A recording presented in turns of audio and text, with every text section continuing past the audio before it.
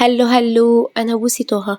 هعمل معاكم النهارده وصفه خضار بقى مفيده جدا، وبجد لما كل الخضروات اللي معانا في البيت وفي نفس الوقت مفيده جدا وصحيه جدا. لو اي حد مش بيحب اي نوع معين من الخضار هتحطوه في الوصفه دي هيطلع معاكم طعم حلو جدا ومغذي جدا. هنعمل مع بعض النهارده تورلي بالفراخ، وممكن كمان تستخدموه باللحمه.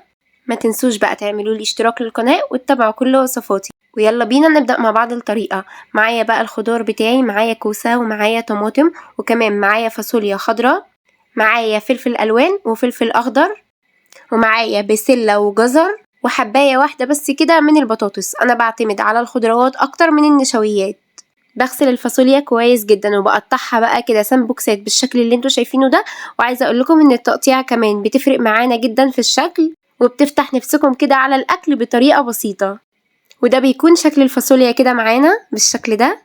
وكمان بقطع الكوسة بالشكل اللي انتوا شايفينه ده، ما بتكونش حلقات رفيعة قوي ولا سميكة قوي، بتكون بالشكل ده علشان خاطر ما تتهريش منكم. بتكون متوسطة، بقطعها طرنشات كده عشان خاطر تستوي معانا بكل سهولة. وبقطع الجزر طرنشات بالشكل ده، ولو الطرنشة بتاعتي كبيرة بقسمها على 4/4، لو صغيرة بقسمها على نصين فقط بالشكل ده. ومعايا الفلفل الاخضر بقطعه برضو طرنشات بالشكل ده، ومعايا فلفل سبايسي كمان وده بيكون اختياري بس بيديني تست حلوة قوي بجد للوصفة. والبطاطساية بقطعها برضو كده مكعبات صغيرة بالشكل اللي انتوا شايفينه ده. وبكده يكون طبق الخضار جاهز معانا. بتبل الفراخ بتاعتي كويس جدا ببصلاية مبشورة وملح وفلفل اسود، وبتبل بيهم كده الفرخة بالشكل ده، وكمان من تحت الجلد بتطعم معايا كويس جدا قوي وبتديني كمان تست حلوة قوي. في صينية سخنة بقى على النار بنزل بمعلقتين كبار كده من السمنة البلدي، واسيبهم لحد ما يسخنوا كده مع بعض كويس جدا، وبضيف عليهم معلقة كبيرة من الزيت علشان خاطر السمنة ما تتحرقش معايا. اول ما يسخنوا معايا كويس جدا بنزل بالفراخ بتاعتي بقى كده عشان خاطر اديها صدمة. ولازم تسمعوا صوت التش دي كده علشان خاطر الفراخ ما تنزلش معاكم مية ابدا. اول ما تتحمر وتاخد معايا لون من على الجهة الاولى بقلبها بقى بالشكل اللي انتوا شايفينه ده عشان تاخد معايا لون من على الجهة التانية بالطريقة دي. بعد ما خدت لون معايا من على الجهة التانية بشيلها بقى كده في طبق خارجي بالشكل ده، بصفيها كويس جدا كده من السمنة والزيت وبشيلها في طبق خارجي بالطريقة دي. وفي نفس الصينية بقى احنا عايزين ناخد كل البهاريز اللي معانا. بنزل ببصلاية كبيرة متقطعة مكعبات صغيرة واشوحها كويس جدا. وما تقلقوش كل البهاريز اللي معانا في الصينية دي هتطلع معانا دلوقتي كلها. اول ما البصله تدبل معانا بقى بالشكل ده هنزل على طول بقى بالفلفل الحامي زي ما قلت لكم مقطعاه طرنشات كده، ممكن كمان تستبدلوه وتستخدموه فلفل بارد. بشوحهم مع بعض كويس جدا لحد ما اشم ريحه الفلفل مع البصل. وفي الوقت ده بكون مهديه النار شويه علشان خاطر الميه بتاعه الفلفل تنزل معايا مع البهاريز عشان نلم بيها كل البهاريز اللي في الصينيه. اول حاجه هضيفها هتكون البسله، لان البسله بتاخد سوا معايا شويه عن باقي المكونات. وترتيب الخطوات في الخضار مهم جدا لان كل حاجة ليها تسوية معينة.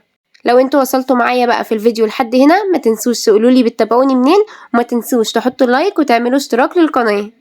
بشوح البسلة بقى كويس جدا كده على النار لمدة 5 دقايق بالشكل ده عشان خاطر تستوي معايا كده شوية بالطريقة دي. وتاني حاجة بضيفها بتكون الفاصوليا، وكمان بنزل عليها بالجزر.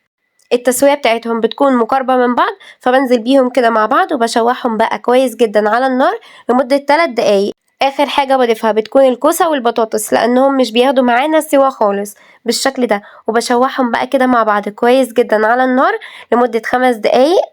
عايزة اقول لكم بجد في الوقت ده ان انتوا بتشموا ريحة خطيرة جدا. تخيلوا كده بتعملوا وجبة بجد كاملة متكاملة وشاملة كل الخضروات اللي انتوا مش بتحبوها او بتحبوها. بيكون طعمها مميز جدا. وكمان لو انتوا عندكم اطفال مش بيحبوا الخضار اعملوا لهم الوصفه دي، انا متاكده ان بعد الوصفه دي هتجربوها وتقولوا لي رايكم. هنزل بقى بالتوابل بتاعتي، نص معلقه صغيره من الفلفل الاسود، نص معلقه من الكمون، ورشه خفيفه خالص من الجنزبيل، ونص معلقه صغيره من الثوم البودر، ومعايا حبهان ورق لورا ومرقه من الدجاج. بشوح بقى كل المكونات دي كلها كده مع بعض لمدة لا تقل عن ربع ساعة. انا عايزاهم كده ياخدوا ويدوا مع بعض بقى كده كويس جدا ويندمجوا كده مع بعض لحد ما ريحة التوابل بقى كده مع الخضار يبدأوا يطلعوا كده مع بعض ويديني ريحة خطيرة. وزي ما قلت لكم ترتيب الخضار في الوصفة مهم جدا لان البسلة بتاخد تسوية اكتر، وبعد كده بنزل بالفاصوليا، وبعد كده بنزل بالجزر، واخر حاجة خالص بنزل بالكوسة والبطاطس. هسيبهم يتشوحوا بقى مع بعض على نار هادية. ومعايا بقى نص كيلو من الطماطم بقطعها بالشكل اللي انتوا شايفينه ده، وبغسلها كويس جدا وبضربها ناعم جدا في الخلاط، وبنزل بيها بقى بالشكل ده على الترل بتاعي كده. ومعلومة مهمة جدا، انا مش بضيف مياه خالص للطماطم، بتكون طماطم مركزة وصدقوني بتفرق معاكم جدا في الطعم. بقلبها كويس جدا وبنزل بقى بمعلقة صغيرة من السكر ومعلقة صغيرة من الملح، واقلبهم كويس مع بعض وبسيبهم كده لحد ما تغلي معايا كده اول غلوة على النار. وبعد كده بضيف الفراخ بتاعتي بالشكل ده، بغطي الفراخ بقى كده كويس جدا بالصلصة وبسيبها كده تاخد غلوة كده على النار لمدة تلت ساعة بالشكل ده. وعايزة اقول لكم اي خضار انتوا بتحبوه ممكن تضيفوه في الوصفة دي، مش شرط اللي انا حطيته بالظبط، ممكن تزودوا اي حاجة انتوا بتحبوها. لو حابين تدخلوها الفرن بالصينية دي تمام، لو انتوا حابين تضيفوها في بايركس زي ما انا عملت كده وتدخلوها الفرن برضو تمام زي ما انتوا بتحبوا. انا دخلتها الفرن رف اوسط على درجة حرارة 180، بتاخد معايا ساعة بالظبط في الفرن، وبتطلع معايا بقى بالشكل اللي انتوا شايفينه ده. وصفة مفيدة جدا ومش بتاخد بجد في ايديكم وقت خالص، بتتعمل في اقل من ساعة. شايفين بقى الخضار معانا طالع مستوي كويس جدا ازاي، وبجد الخضار طالع دايب كويس جدا بالشكل ده، وكمان الفراخ طالعه معانا باللون الخطير اللي انتوا شايفينه ده. لو انتوا وصلتوا معايا بقى في الفيديو لحد هنا ما تنسوش بقى تحطوا اللايك وتعملوا كومنتات وتقولوا لي رايكم في الوصفه، وتجربوها كمان وتقولوا لي رايكم.